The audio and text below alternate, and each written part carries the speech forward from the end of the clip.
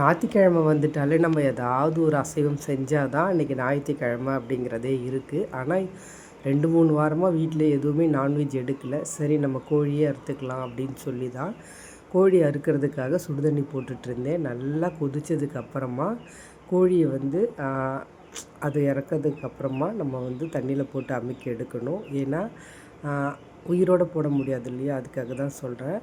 நல்லா தண்ணியில் கொஞ்சம் நேரம் வச்சு எடுத்துட்டோம் அப்படின்னா பக்குவமாக வச்சு எடுக்கணும். நம்ம ரொம்ப நேரம் வச்சுட்டோன்னா கறியெல்லாம் பிச்சுட்டு வந்துடும். கரெக்டாக ஒரு 10 நிமிஷம் நல்லா கொதி வந்ததுன்னா ஒரு 10 நிமிஷம் வச்சு எடுத்தாலே போதும். சூப்பராக அது மேல் தோல் எல்லாமே வந்துடும். இப்படி தான் வந்து நான் சின்ன பிள்ளையா இருக்கும்போது எங்கள் தாத்தா எனக்கு இந்த மாதிரிலாம் க்ளீன் பண்ணி கற்றுக் கொடுத்துருக்காங்க. அதுதான் இன்றைக்கி நான் வந்து கோழியை ரெடி பண்ணிக்கிட்டு இருக்கேன்.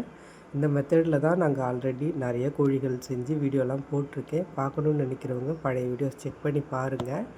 ஆனால் இப்போ வந்து நான் ரொம்ப வீட்டில் வளர்க்குற கோழிகளை வந்து கட் பண்ணுறதே கிடையாது.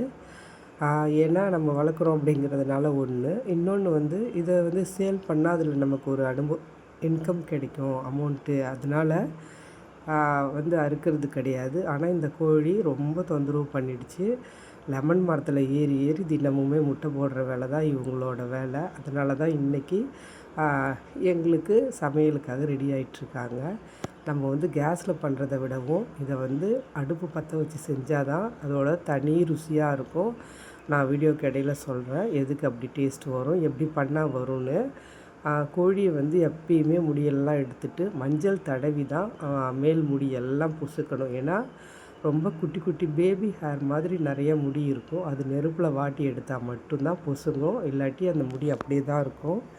நம்ம மேல் தோலை உரிச்சிட்டா அந்தளவுக்கு கறி இருக்காது. அதனால் மேல் தோலோடு தான் செய்ய போகிறேன்.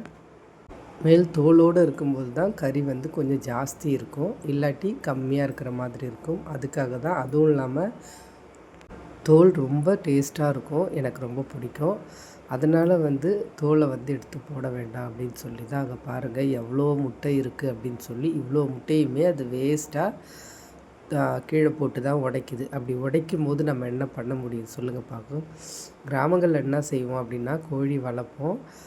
ஞாயிறு நமக்கு தேவைப்படுற நாட்களில் அடித்து குழம்பு வச்சுட்டு மீதி தான் வந்து யாராவது வேணும் அப்படின்னு கேட்டாங்கன்னா அவங்களுக்கு சேல் பண்ணுவோம்.